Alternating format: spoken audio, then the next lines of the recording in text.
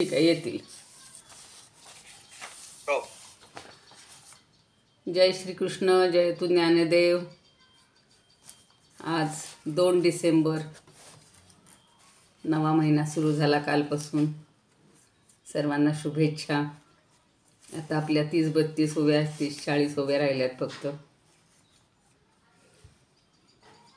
अलंकापुरी पुण्यभूमी पवित्र, तिथे नांदतो ज्ञान राजा सुपात्र. तया आठविता महापुण्यराशी, नमस्कार साष्टांग श्री ज्ञानेश्वरासी. माता यस्य तपस्विनी च जनको, वैराग्य रागान्वित. भ्रातारो गुरुणा निवृत्तिसहिता, निर्वृत्तिका संस्थिताः. इत्थं साधुकृपान्वितं स्वयमहो, ज्ञानामृतेनावृतं. वन्दे तं करुणाकरं प्रभुवरं, श्रीसंतज्ञानेश्वरं. श्रीसंतज्ञानेश्वरं. ज्ञानेश्वर महाराज की जय. पंढरीनाथ भगवान की जय. जय तू ज्ञानेश्वर, जय तू श्रीकृष्ण. आपण मधल्या ज्ञानेश्वर संजीवन समाधी सोहळ्याचा अनुभव घेतला. त्यामुळं 1769 पासूनच्या ओव्या ज्या राहिलेल्या आहेत त्या आज आपण घेणार आहोत. त्याच्या आधीच्या ओव्यांमधून ज्ञानदेवांनी स्वतःकडे काही कर्तृत्व घेत नाही आहेत. संपूर्ण एवढी ज्ञानदेवी किंवा भावार्थ दीपिका पूर्ण झाली, पण ते सांगतात की हे सगळं ज्ञान मला गुरुपरंपरेनं प्राप्त झालेलं होतं. यात माझं कर्तृत्व काहीच नाही आहे. आणि हे जे धन आहे, अखंड समाधिरूप जे धन आहे, ते मला स्वरूपावस्थेत किंवा आत्मानंद अनुभवत राहण्यासाठीचं ज्ञान आणि साधना, यासाठी मला स्वामींनी म्हणजे माझ्या गुरूंनी बांधून दिलेलं होतं, असं 64मध्ये म्हणतात. ते 65मध्ये पण म्हणतात, एरवी मी शिकलो नाही अथवा वाचलं नाही, पण गुरूंची सेवाही मी जाणत नाही, तर मला हा ग्रंथ रचण्याची योग्यता कुठून येणार. वाचुनी पडे ना वाची, ना सेवा ही जाणे स्वामींची. ऐशी आमज ग्रंथाची योग्यता के ऐसे. म्हणजे माझ्याकडे ही ग्रंथ रचण्याची योग्यता नाहीच आहे. सगळं गुरूंमुळंच मला लाभलेलं आहे. आपली याच्यावर चर्चा पुष्कळ झालेली आहे की आपण मात्र हल्लीचे विद्यार्थी किंवा आताचे जे आहेत ते कधी गुरूंना महत्त्व देत नाहीत. गुरूंमुळं मला यश मिळालं. अगदी जे मेरिटला आलेले असतात ते म्हणतातही कधी कधी, पण सर्वसामान्य विद्यार्थ्यांचा एक असा दृष्टिकोन असतो, सरांनी आम्हाला शिकवलं नाही, आम्हीच खूप अभ्यास केला, आम्हीच असं केलं, त्यामुळं आम्हाला झालं. पण ज्ञानदेव मात्र स्वतःकडं अजिबात श्रेय घेत नाहीत. परिसाचची गुरुनाथे, निमित्त करुनी माते. प्रबंध व्याजे जगाते, रक्षिले या जाणा. ते म्हणतात की गुरुनाथांनी म्हणजेच माझ्या गुरुवर्यांनी, आता हे नाथ परंपरेतले आहेत ना, त्यामुळं मला निमित्त करून ग्रंथाद्वारे, ग्रंथरूपाने आमचं कलीपासून रक्षण केलेलं आहे. रक्षिले जाणा, रक्षण केलेलं आहे. आणि गुरूंचा पुरोहित म्हणून मी काही कमी जास्त बोललो असेल तर मला क्षमा करा. तरी पुरोहित गुणे मी बोलिलो पुरे उणे, ते तुम्ही माऊलीपणे उपसाही जोजी. मुद्दाम या मागच्या थोड्या घेतल्यात की आपल्याला तो विषय पुन्हा विसरून जायला नको. तर पुरोहित जसं सांगतील तसं सगळं, जी कृती असेल, जी पूजा असेल, जे काही यज्ञकर्म असेल, तिथं पुरोहित सांगतील तसं सगळं करतो. तसं ते म्हणतात की मी पुरोहित आहे आणि त्यामुळे मी कदाचित कमी जास्त बोललो असेल तर श्रोत्यांनी माऊली समजून माऊलीप्रमाणे सगळं सहन करावं. ते तुम्ही माऊलीपणे उपसाही जोजी. सगळं सहन करा म्हणतात. कारण जे यज्ञाचं कर्तृत्व असतं ते सगळं त्या यजमानाकडे जात असतं आणि ग्रंथाचं कर्तृत्व हे गुरूंकडे जाणं योग्य असा ज्ञानेश्वर माऊलींचा भाव आहे. पुण्य कुणाला मिळावं हा भाग इथे गैरलागू आहे. पुण्याचा प्रश्नच नाही, पण त्याचं जे श्रेय आहे, कर्तृत्व आहे, ते आपल्या गुरूंनाच मिळावं अशी त्यांची इच्छा आहे. आणि म्हणून ज्ञानेश्वरी हे कार्य माऊली आणि श्री निवृत्तीनाथ यांच्या नैष्कर्म्यावस्थेत आकाराला आलेलं आहे. दोघांनीही स्वतःकडं कर्तृत्व घेतलेलं नाही आहे. निवृत्तीनाथ नेहमी आपल्या शिष्याला ज्ञानदेवाला सांगतात की तू हे खूप सुंदर सांगितलंस, तू छान उलगडून सांगितलंस. ते स्वतःकडं कर्तृत्व घेत नाहीत, हे स्वतःकडं घेत नाहीत. म्हणजे नैष्कर्म्य सिद्धिं परमाम हे जे भगवद्गीतेत सांगितले ते या दोघांनी पाळलेलं आहे. मग शब्द कसा पाहिजे ते 68 सांगितले. शब्द कैसा घडीजे, प्रमेयी कैसे पाच चढीजे, अलंकारू म्हणीजे काय ते नेणे. शब्द कसा योजावा, बनवावा म्हणजे काय, घडवावा. म्हणजे योग्य ठिकाणी योग्य शब्द फार महत्त्वाचे असतात बघा. प्रमेयी कैसे पास चढीजे, आणि चढत्या प्रमेयानं ज्ञानानं आपलं कीर्तन असेल की आपलं व्याख्यान असेल हे कसं करावं, हे अलंकारू म्हणजे काय ते नेणे. हे साहित्यशास्त्रात अलंकार जे असतात ते अलंकार म्हणजे काय हे मला काही माहिती नाही. त्यांनी एवढे दृष्टांत दिलेले आहेत, एवढ्या उपमा दिलेल्या आहेत. अशा व्यक्तींनी म्हणावं की अलंकारशास्त्रातला अलंकार म्हणजे काय हे मला माहीत नाही, म्हणजे केवढी विनयशील. पुढचं उदाहरण त्यांनी जे 69व्या ओवीत दिलेलं होतं आणि तो शब्द बऱ्याच वेळा गेलेला आहे आपल्या ज्ञानेश्वरीमध्ये. साई खडे याचे बाहुले, चालविल्या सूत्रासे निचाले, तैसा माते दावित बोले स्वामी तो माझा. तो साई खडिया हा शब्द फार छान वापरलेला आहे कळसूत्रीसाठी. कळसूत्रीचं बाहुलं चालवणारा जो असतो तर तो काय करतो, बाहुले चालविल्या सूत्राचे निचाले. तो सूत्र जे मागे असतं ते सूत्र हलवून सगळ्या त्या बाहुल्या नाचवत असतो. तसं तैसा माते दावित बोले स्वामी तो माझा. तसं माझा जो स्वामी आहे, माझा जो गुरु आहे, तो मला पुढे करून हे सगळं बोलत आहे, बोलवत आहे, म्हणजे माझ्याकडून बोलून घेत आहे. जसा तो सूत्रधार आपल्या त्या सूत्राच्या आधारे बाहुल्या नाचवत असतो, तसं या गुरूंनी, तसं या माझ्या स्वामींनी मला सगळं माझ्याकडून करून घेतलेलं आहे. तो बोलवत आहे, मी काही करत नाही. अशी 69वी ओवी झालेली होती. त्यावेळेला काहींनी सांगितलं की आम्हाला काहीच लिंक लागली नाही. मग आता म्हणलं ती लिंक पुन्हा आणूया सगळी.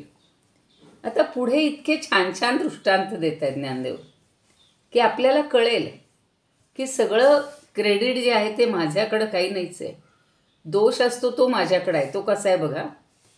या लागी मी गुणदोष, विशी क्षमा विना विशेष, जे मी संजात ग्रंथलो देख आचार्य की.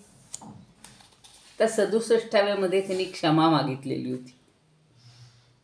आणि गुणदोषांविषयी मी काही क्षमा मागत नाही. कारण का, तर गुरूंच्या उपदेशाला मी फक्त ग्रंथित केलेलं आहे आणि गुरूंनी जसं सांगितलं तसं केलं, त्यामुळे त्यात चूक होण्याचा प्रश्नच येत नाही.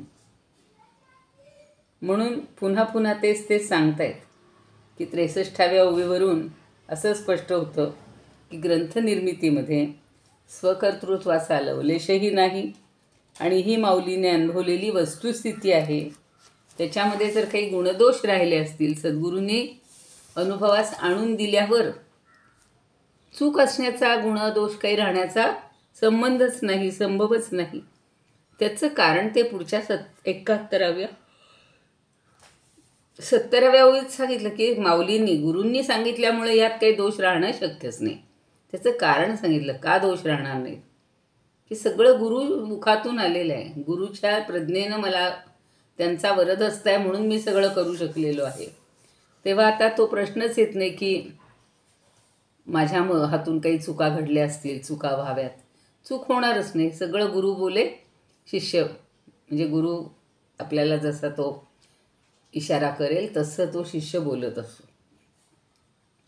आता पुढे म्हणतात, आणि तुम्हा संतांची या सभे, जे उणिवेसी ठाके उभे, ते पूर्ण नोहे तै लोभे, तुम्हासीची कोपे. जसं गुरूंनी सांगितलं तसं ऐकणारे तुम्ही सगळे संत आहात. मग तुमच्यासारख्या संतांच्या सभेमध्ये जे उणिवेसी ठाके उभे, काही उणीव जर उभी राहिलीच, ती कशी राहील? अपूर्णता राहिलीच तर काय होईल? ते पूर्ण नोहे ते लोभे, तुम्हासीची कोपे. तर जर अपूर्णता राहिलीच तर तुमच्यावरील प्रेमामुळं मला थोडंसं रागावतं आहे. म्हणजे तुमच्यावर इतकं प्रेम आहे की मला ती उणीव राहूच शकणार नाही आहे. आणि जरी राहिलीच तर मला तुमच्यावर रागावता येईल. म्हणजे तुम्ही साधू संत आहात, तुमच्या सभेमध्ये माझ्याकडून चुकून काही उणीव शिल्लक राहिली आणि ती पूर्ण झाली नाही तर मला तुमच्यावर हक्कानं रागवता येईल. आता त्याच्यासाठी छान, आता मी मगाशी म्हणलं तसं दृष्टांत आणि उपमा देत आहेत. सिवतलिया ही परिसे, लोहत्वाची ये अवधसे, न मुकी जे आयसे तै कवणा बोलू. सिवतलिया ही परिसे, सिवतलिया ही म्हणजे स्पर्श केल्यावर. कुणी? परिसे.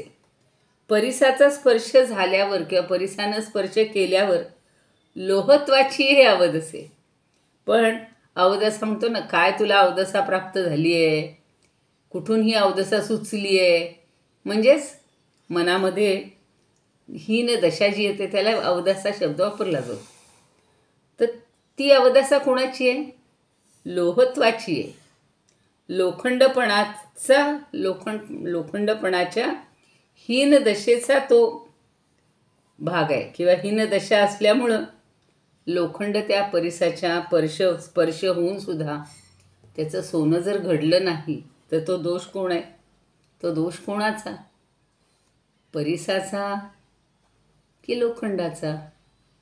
आपल्यासमोर सगळं समोर उभं ठाकलंय, गुरूंनी सगळं दिलेलं ज्ञान ठाकलंय, पण आपण त्याला स्पर्शच केला नाही किंवा स्पर्श झाला तरी आपण ते अवगत केलंच नाही, तर दोष कोणाचा राहील? आपला राहील. परिसानं लोखंडाला स्पर्श केला पण त्या लोखंडानं नाहीच ते स्वीकारलं आणि त्याच्यात तशीच उणीव राहिली, तर दोष कोणाचा? परिसाचा की लोहाचा? अर्थात लोहाचा. तसं न मुकी जे आयसे तै कवणा बोलू. मग तसं लोखंड जर त्याला मुकलं नाही, हीन दशेला जर लोखंड मुकलं नाही तर तो दोष. म्हणजे त्यानं हीन दशा सोडून दिली पाहिजे आणि त्याला आतून वाटलं पाहिजे की ह्या परिसाच्या संगतीत माझं आता सोनं होणार आहे. जशी ते गीत छान आहे बघा,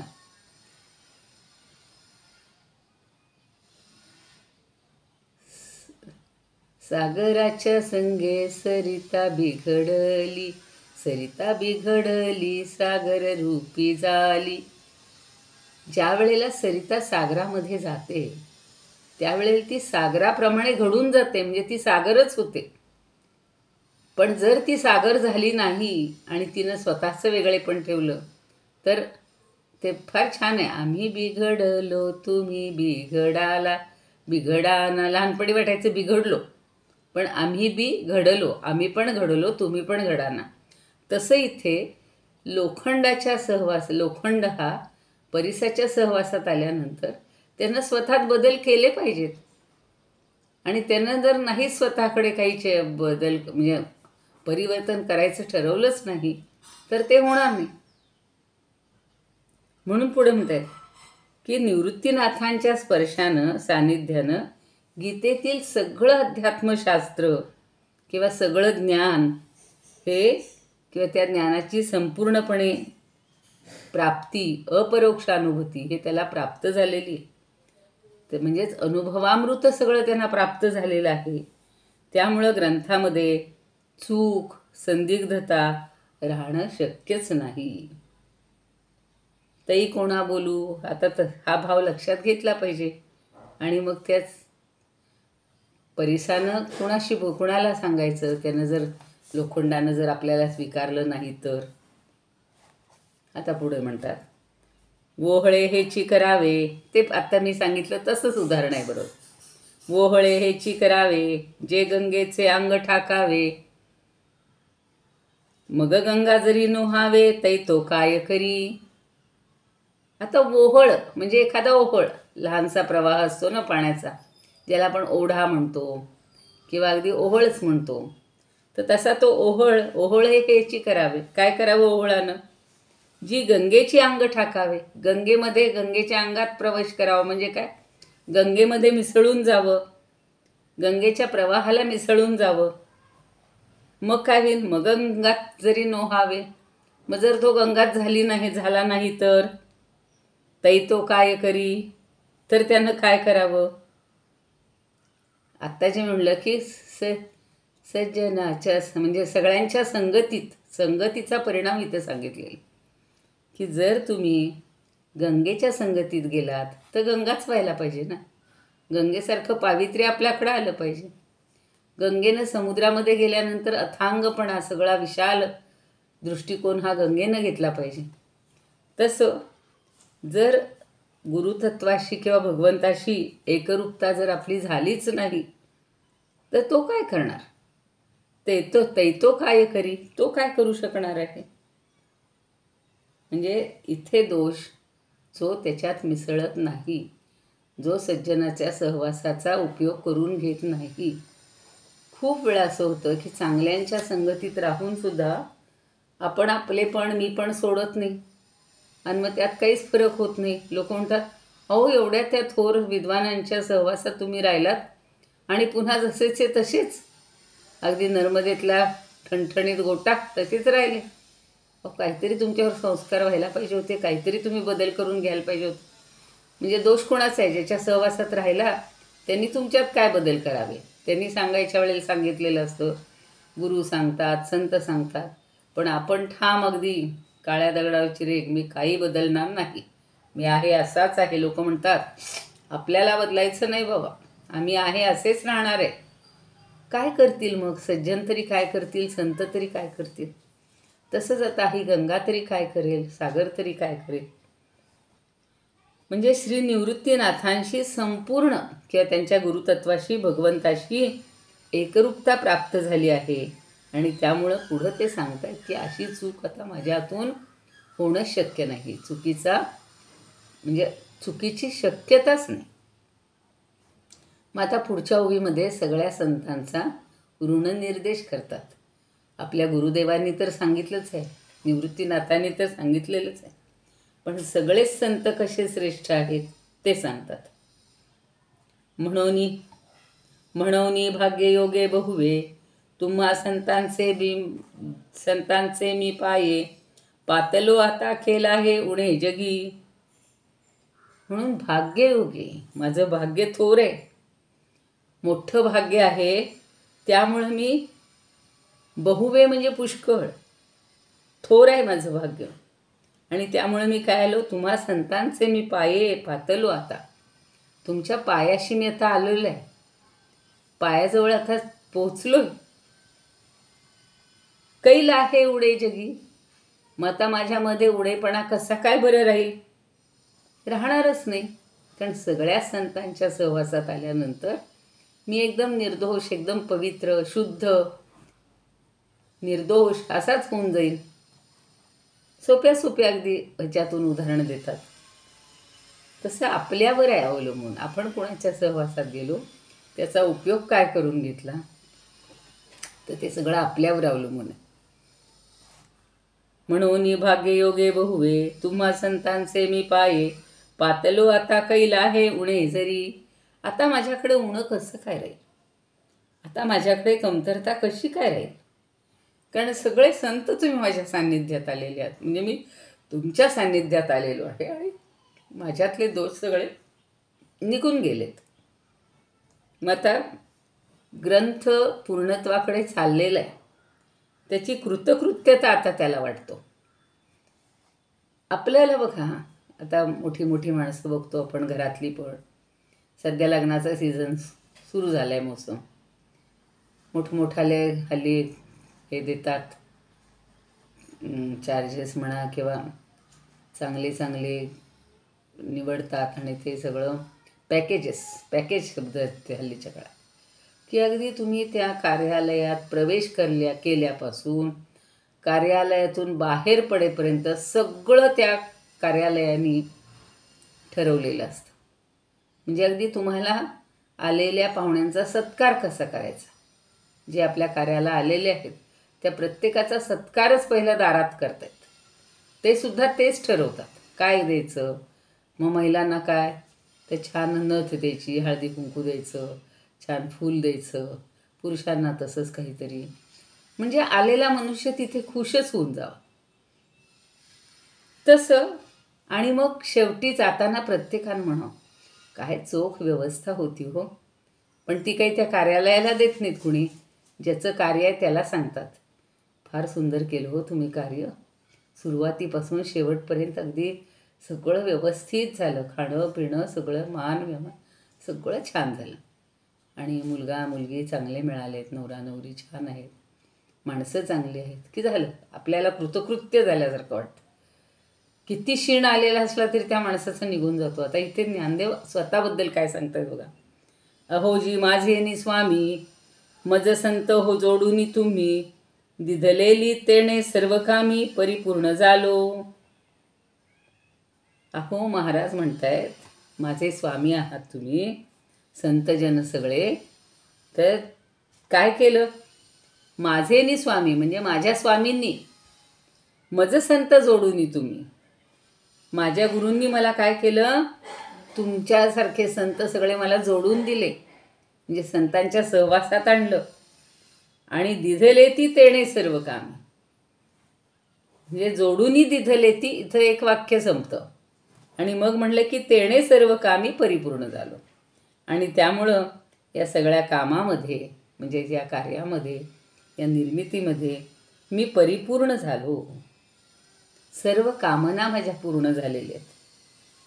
वाचकांना ओव्या अनुभवण्याच्या वाटेवर आणून ठेवलेलं आहे. आता त्यात सगळ्या कामना पूर्ण झाल्या. ज्या ज्या काही कामना होत्या की सगळ्यांना तो ग्रंथ सोपा वाटावा, सगळे त्यातले अर्थ स्पष्ट व्हावेत, रोचक व्हावा, आनंददायक व्हावा, असं सगळं जे वाटत होतं ते सगळं झालेलं आहे. कारण का, मी सगळ्या संतांच्या सहवासात आलो. खूप बघा, जसं जिथे आपण जाऊ ना तिथे आपल्याला ज्यांची भेट होईल ना, तसं सगळं ते वातावरण होऊन जातं. संतांच्या सहवासात आलं की बरोबर आपलंही मन जे कलुषित असतं, दूषित असतं, ते सगळं स्वच्छ होऊन जातं. आणि आपणही त्यांच्यासारखं छान बोलायला लागतो बघा, नम्रपणे बोलायला लागतो, हे करतो. तसं हे म्हणतायत की इतके माझ्या सान्निध्यात सगळे संतजन आले आणि मग मला काही कमतरताच राहिलेली नाही.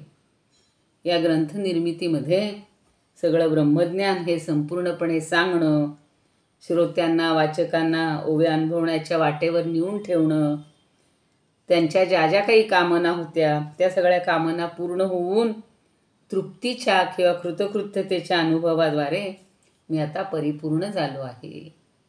स्वतःसाठी नाही म्हणत आहेत, सगळ्यांचा विचार करतायत. जे ऐकणारे आहेत, जे अभ्यासणारे आहेत, त्या सगळ्यांना ह्याच्यामुळे लाभ झाला आहे की नाही. मी लिहून पूर्ण झालं की माझी आता सगळ्यांनी वाहवा करावी, स्तुती करावी, हा भागच नाही आहे ज्ञानदेवांकडे. ते म्हणतायत की या सगळ्या संतांच्या सान्निध्यामुळं सगळ्यांच्या इच्छा पूर्ण झाल्या, की ब्रह्मज्ञान ज्यांना व्हायचं आहे ते संपूर्णपणे सांगता आलं मला. वाचकांना सुद्धा अनुभव चांगला मिळायला लागला. त्यांना त्या एका अनुभवाच्या वाटेवर, ब्रह्माच्या अनुभवाच्या वाटेवर मला आणून ठेवता आलेलं आहे. आणि त्यांच्या सगळ्या कामना पूर्ण होऊन जणू काही मी परिपूर्ण झालो आहे किंवा कृतकृत्य झालो आहे, असं ते स्वतःला एक म्हणतात ना, आत्मिक समाधान मिळालं तसं. अजून एक ओवी घेऊया मग सुरपनंदन. पहा माते तुम्हा सांगडे, माहेर तेणे सुरवाडे, ग्रंथाचे हे आळी आडे सिद्धी गेले. आणि म्हणतात की ह्या पहा तुम्हा सांगडे.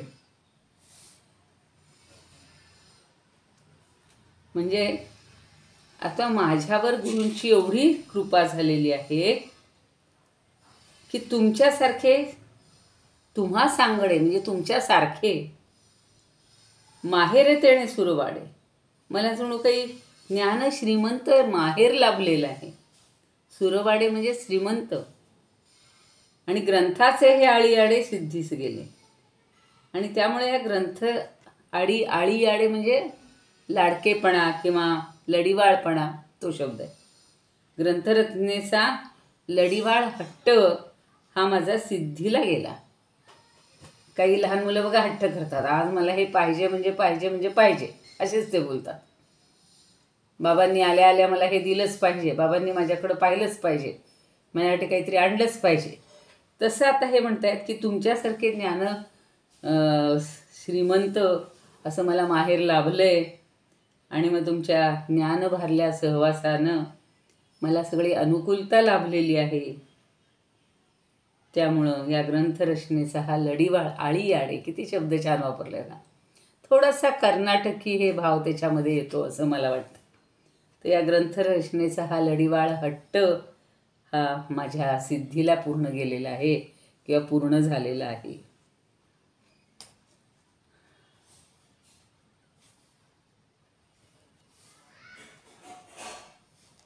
आता ते म्हणतात की अहो संतजन हो, माझ्या स्वामींनी माझ्या गुरूंनी मला तुम्हा संतांची प्राप्ती करून दिली. त्यामुळे या ग्रंथनिर्मितीच्या संदर्भात ब्रह्मज्ञान म्हणजे साधना, सिद्धांत आणि अनुभूती या सगळ्यासह मला संपूर्णपणे सांगणं आणि श्रोत्यांना वाचकांना त्या ओव्या अनुभवण्याच्या वाटेवर आणून ठेवणं, या सगळ्या ज्या काही कामना होत्या त्या सर्व कामना मी पूर्ण करू शकलो. आणि तृप्तीच्या किंवा कृतकृत्यतेच्या अनुभवाद्वारे मी परिपूर्ण झालो असं मी म्हणजे आत्ता मी जे असं म्हणलं की त्या मुलीच्या पित्याला किंवा मुलाच्या पित्याला अगदी कृतकृत्य वाटतं, तसं यांना आता अगदी कृतकृत्य वाटलेलं आहे.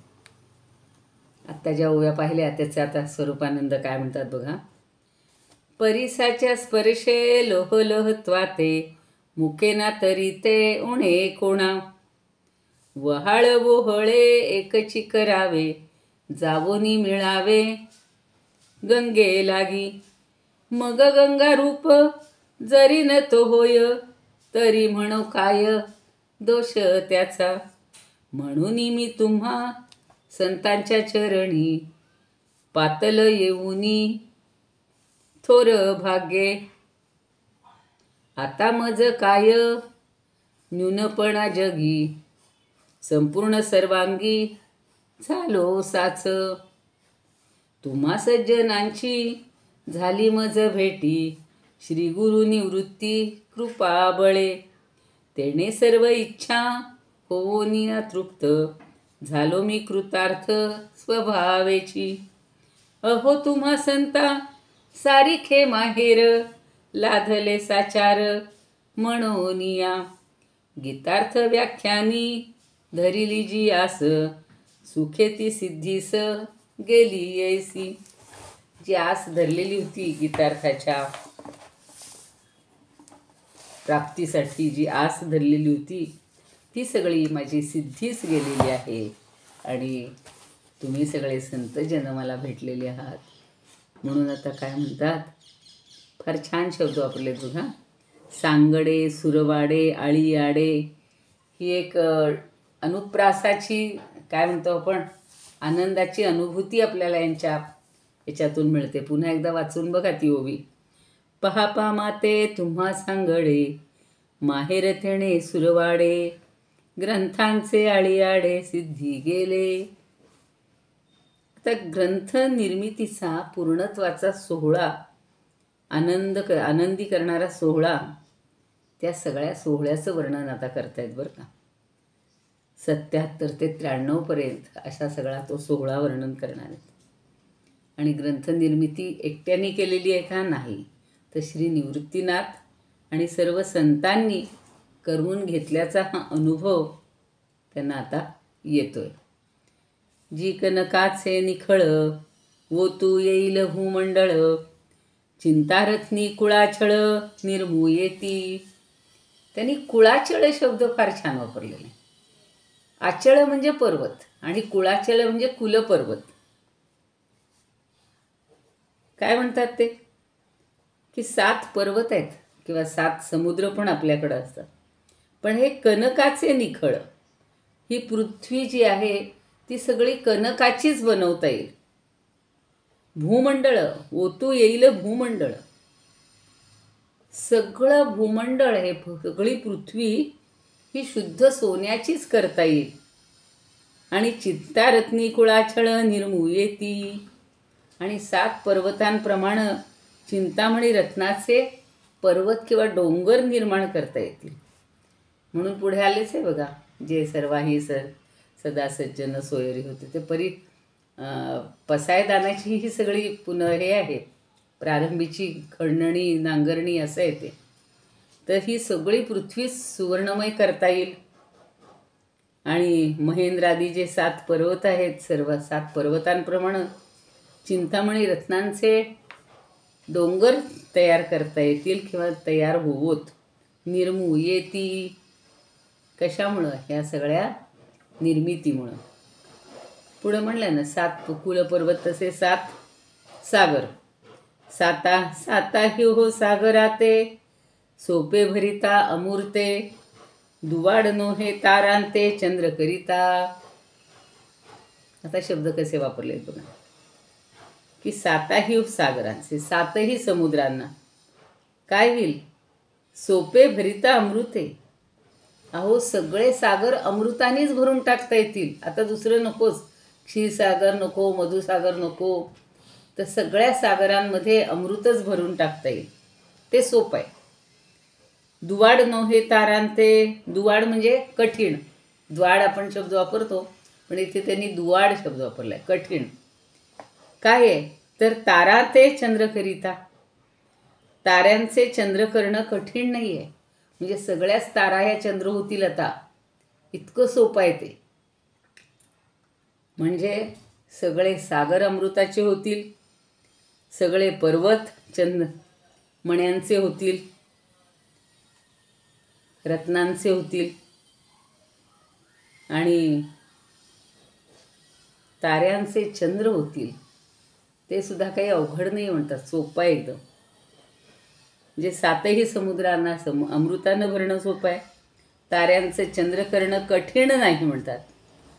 दुवाड नोहे म्हणले, सोपं आहे असं नाही वापरलं. कधी कधी मला ही गोष्ट कठीण नाही असं म्हणण्यात जास्त भाव असतो, तसं ते सांगतात. जी कनकाचे निखळ ओतू येईल भूमंडळ, चिंतारत्नी कुळाछळ निर्मूयेती. 7ही हो सागराचे, सोपे भरिता अमृते, दुवाड नोहे ताराते चंद्र करिता. म्हणजे सगळ्या पृथ्वीला सोन्याने मढवायचे, अलंकृत करायचे. म्हणजे एक वेळ सोन्याची पृथ्वी करता येईल किंवा चिंतामणी रत्नांचे पर्वत निर्माण करता येतील. 7ही सागर अमृतानं गच्च भरून टाकता येतील. आकाशातल्या सर्व नक्षत्रांचे चंद्रच करता येतील. अजून पुढे किती कल्पना छान सांगतायत बघा. कल्पतरूचे आराम आहे पुढं सगळं. जे मी म्हणलं ना, पसायदानातले शब्द निम्मे आता इथे आपल्याला पाठच होऊन जाणार आहेत. कल्पतरूंचे आराम, लाविता नाही विषम, परिगीतार्थाचे वर्म निवडू नये. ते म्हणतात कल्पवृक्षांचे आराम. आराम म्हणजे उद्यान, बागच्या बाग.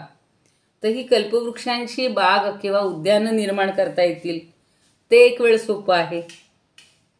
लाविता नाही विषम, परिगीतार्थाचे वर्म निवडू नये.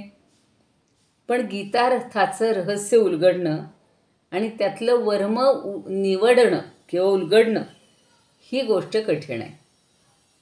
म्हणजे इतक्या अशक्य गोष्टी, जसं तो भर्तृहरी सांगतो की मूर्खाला ते जरा विरुद्ध होतं वर्णन, की एक वेळ नागाच्या फण्यातला मुखातला तो मणी काढता येईल, अवघड गोष्टी शक्य होतील.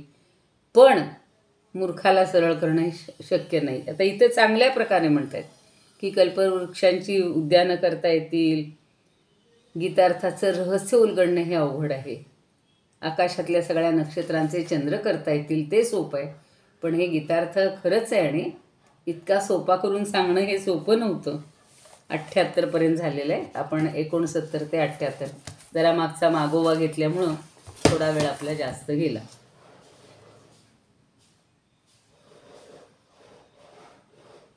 शुद्ध सुवर्णाचे दिव्य भूमितळ सहजे येईल ओतावया, किंवा चिंतामणी रत्नांचे डोंगर येतील साचार रचावया, किंवा तारकांचे करू येती चंद्र अमृते समुद्र भरू येती, किंवा दिव्यकल्प वृक्षांचे उद्यान लावणे कठीण नाही येथे. इदमुपकर्तुं भुवनमण्डलं समुदितमिव भास्करं सादरं वन्दे ज्ञानेश्वरं. त्रिभुवनमाता भगवद्गीता लोकमंगला लोकविश्रुता लोकहितं संततं ध्यायता येन ज्ञानेश्वरी विरचिता. श्रुत्वा प्राकृतगिरं सादरं वन्दे ज्ञानेश्वरं सादरं वन्दे ज्ञानेश्वरम्. आरती ज्ञानराजा महाकैवल्य तेजा सेविती साधू संत मनुवेधला माझा.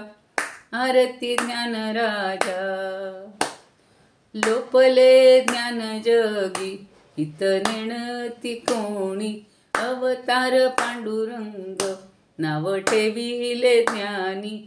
आरती ज्ञानराजा कनकाचे ताट करी उभ्या गोपिका नारी. नारद तुंबरू हो सामगायन करी. आरती ज्ञानराजा प्रगट गुह्य बोले विश्वब्रह्मची केले. रामा जनार्दनी पायी मस्तक ठेविले. आरती ज्ञानराजा महा कैवल्य तेजा सेविती साधू संत मनुवेधला माझा. आरती ज्ञानराजा. ज्ञानेश्वर महाराज की जय. पंढरीनाथ भगवान की जय. जय तू श्रीकृष्ण, जय तू ज्ञानेश्वर.